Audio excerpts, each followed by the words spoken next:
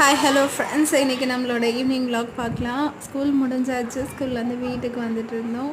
வந்து முடிச்சதும் பால் காய வச்சு காஃபி போட்டு ரிலாக்ஸ் பண்ணலான்னு நினச்சேன். ஸோ காஃபி குடிச்சிட்டு கொஞ்சம் நேரம் ரெஸ்ட் எடுத்து அப்புறம் நம்மளோட டெய்லி ரொட்டீன் ஒர்க்கில் என்ட்ராயாச்சு.